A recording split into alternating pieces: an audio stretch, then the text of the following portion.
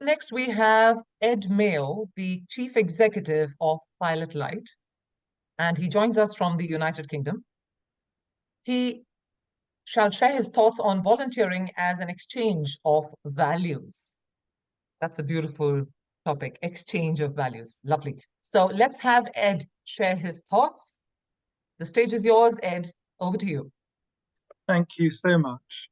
And it's a great pleasure to be with you wherever you are. And that was a lovely talk just to come in kind of afterwards, because values, my experience, encourage us to reach out and to widen the circle of our concern, and people, animals, all about that. And that's very much at the heart of what I'm going to take you through over the next 18 minutes or so. I'm going to be telling you some stories, and they're all rooted in a practice of volunteering, and of volunteering as a way of stepping out of that circle, crossing the boundary, and engaging with and encountering people who are so different. And I think we've heard today a number of times about the compelling relevance of values as a way of connecting people across a world that appears to be more polarized, more fragmented, and more divided. In the UK, we're going to be celebrating World Values Day over the coming week, and one of the events that the team has put on is a values-thon. Now, this might feel like a values-thon, a marathon of values today and tomorrow. But one of the events we're going to be looking at is the idea of who influences in today's world, who are our heroes. And what we've seen is that we've moved away from a world in which our received points of reference and respect are those in authority, towards a much more horizontal and messy geometry of frames of reference and of trust. So the rise of social media, celebrities, influencers, all in their own way are enfranchising for people to see values that they can connect to. But they reduce the extent to which there is a collective experience and immersion in those values. And I think part of the challenge and the opportunity of events like this G100 event is about finding the toolkit to be able to surface values as a form of dialogue across those many different divisions. And that feels like a really exciting and adventurous program to be part of.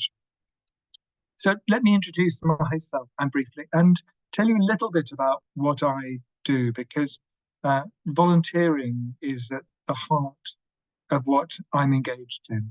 I'm the chief executive of a charity here in the UK called Pilotlight. And our focus is on skills-based volunteering. So we recruit people from business, typically quite senior in business, to work in teams to provide strategic coaching and support and engagement with charities working on the front line of poverty and environmental stress here in the UK. Over the last year, we worked with around 1,500 volunteers from business and connected those through in teams, curating programs of support and engagement with around 150 charities, non-profits in the UK. So an example I was with this week is the charity Growth Path, which is based in Birmingham in the Midlands, of England. And Growth Path is led by a chief executive, Anya. She came in, she had been the fundraiser for the charity. And when the last chief exec who founded the charity left, she stepped up to be chief executive. And speaking as a chief executive of a charity, therefore with an appropriate degree of humility, I would say that there's extraordinary talents that you can find in people who lead non-profits. They're the kind of people who can organize volunteers and organize around values, align and motivate stakeholders, again, in a quite a kind of chase of a complex purpose. But they may also be people that can take a knife off a young person outside of a youth club. And Anya has those skills. She's a storyteller above all. And isn't that a fabulous leadership quality to have? Stories often about people, stories are full of humanity and of values as well. And that's one of her strengths. But at the same time, it's actually very challenging running an organization that's relatively small without access to the kinds of skills and expertise that those in business might take for granted. And Growth Path is working with young people in the city of Birmingham and nearby Black Country. For those who know the area, you know that not to confuse the two. People in Black Country get very cross if you just describe them as Brummies. And the accents are also very distinctive and different. They work with young people who are in the UK terminology, and I'll try and keep the acronyms limited in my time, are called NEET. So they're not in education, employment, or training. So these are young people who have, are the generation or the group that were particularly affected by the pandemic, the stresses of the pandemic, and may have come out of school or kind of in school or in trouble in schools. And Growth Path works with those young people to support them in terms of developing their skills and to support them into employment, particularly by working with businesses in the construction industry. And so those charities, Anya leading that, the skills that she doesn't have access to are the skills around kind of data, strategy, technology. And so in supporting her, we brought a team of 4 people quite senior in business together to support the charity. And they focused in on a particular opportunity as Anya and the team saw it, which is the potential to create a social enterprise, a trading arm for the charity, of actually running construction services. So employing young people directly and raising money in turn for the charity. And this is not unusual around the world. There's a term to business models for social ends, both in the private sector and also in the social sector.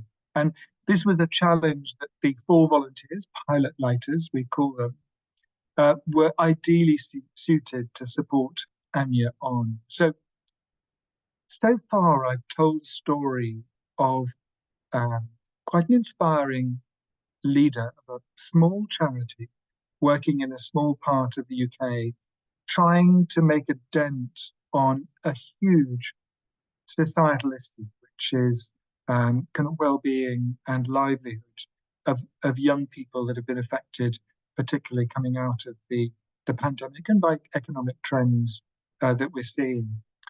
And I've told a story about how those from business have come in to support her. But this story is not a story of saviors from business, nor a story of white saviors, which is often the add-on to that in a kind of a developmental context, because that was not the mix that we had here. actually it was a story of what we call skills sharing, because those who are coming in from business have been able to take, speaking to them, an enormous amount of learning for themselves out of the engagement with the charity. And these are four people. There's a mix. We create mixed teams. So one was quite an experienced volunteer who's been engaged with us over a number of projects. So understands a bit more of the world of charity. Whereas the other three coming from business, this was a very different world. They were stepping into something that was completely different to them. And as such, it was an extraordinarily enriching learning experience for them, and learning not least about values, the values of the charity, and the way in which Anya and the trustees and her small staff team take decisions that are rooted in values, above all, the well-being of the young people that they work with. And it's actually an extraordinary time of innovation, just as the challenge of young people's mental health and well-being, their economic circumstances, seems so challenging in countries right across the world. So actually, there's an extraordinary social innovation that is going on from non-profits that are looking to try and meet their needs. And that's accelerated initiatives around giving voice to young people. It sounds so simple, but things like mental health services, which are stretched and framed in the UK for young people, have always been led by professionals. And the idea that young people can have a voice in this and shape mental health services, it doesn't address any of those resource constraints, the need to fund statutory services properly, that the challenge that charities that we work with are becoming rapidly an emergency service is they're dealing with people with more and more acute needs and issues. But it gives young people dignity in the process, and it makes far better use of those services if they're designed with the voices of young people in mind. So that's one innovation that is there. Another is around safeguard.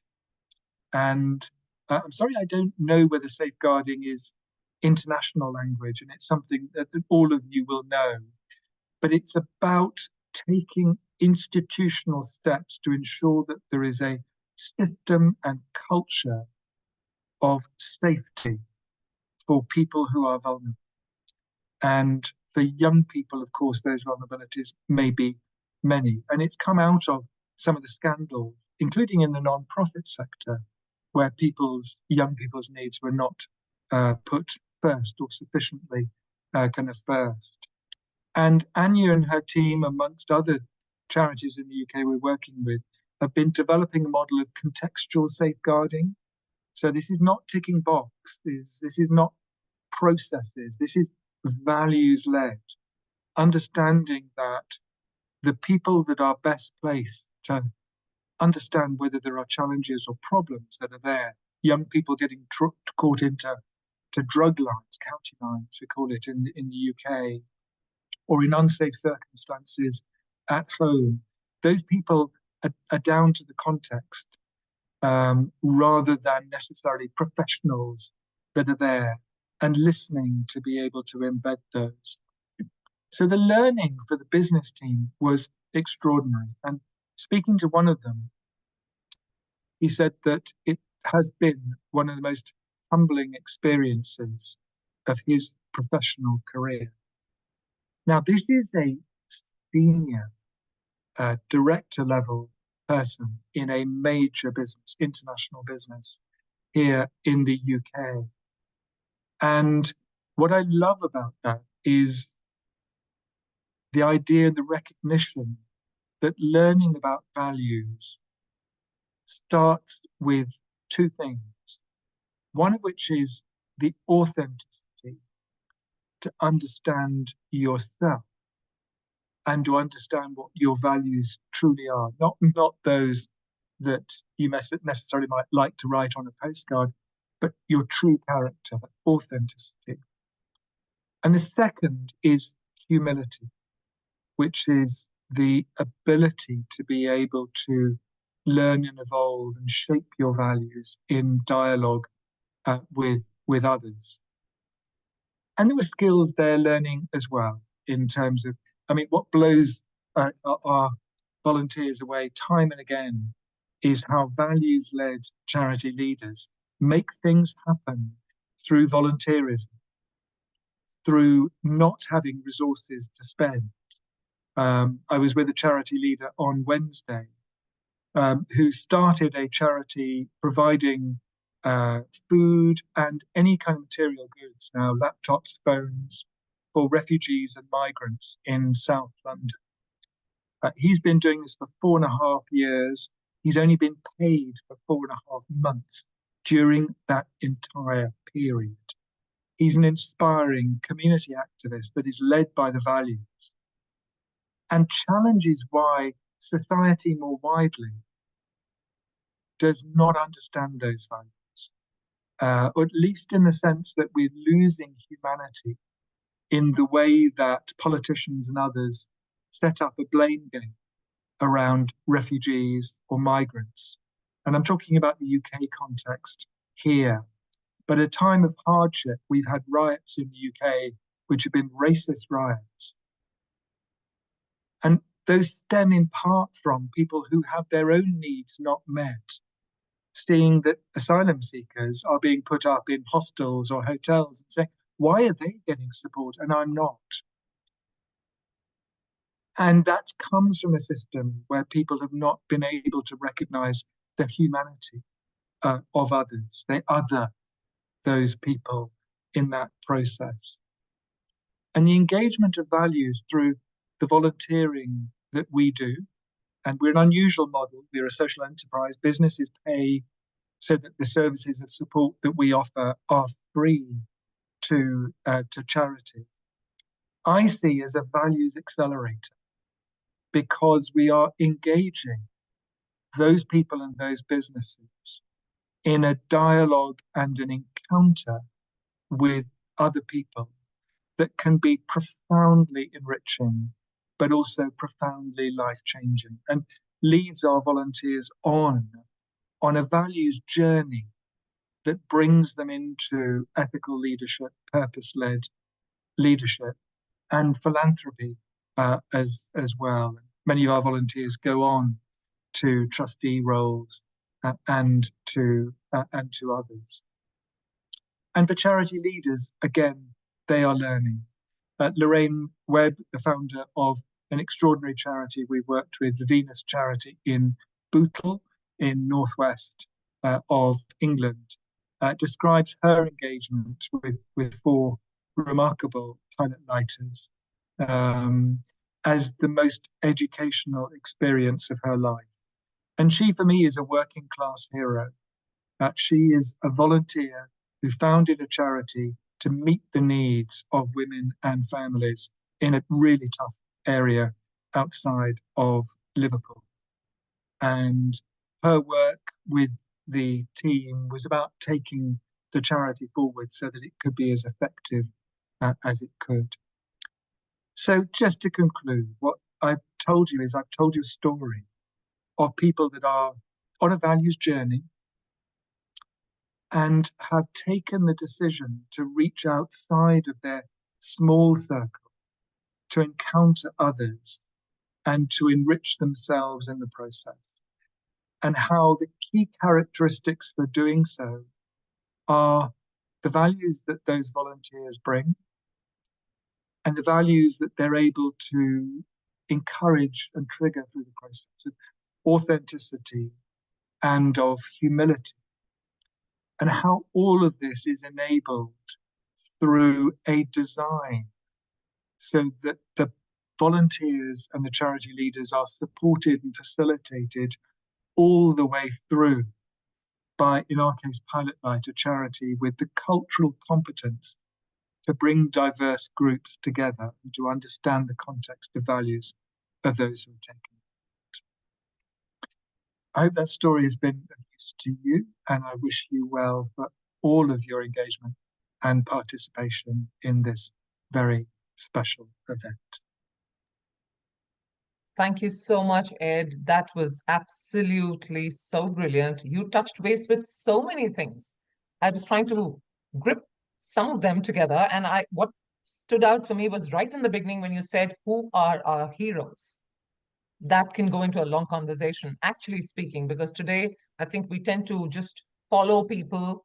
And again, it's the same thing of the facade versus what the true values are of the person. And I think we need to kind of relook at who are the people who are in our gravity circle, who are the kind of people we look up to and want to follow. You also brought up learning about values through authenticity and humility, which is brilliant. I think we're all resonating with this that you've shared. Great shares. Thank you so much, Ed, for taking the time out. It's been wonderful listening to you.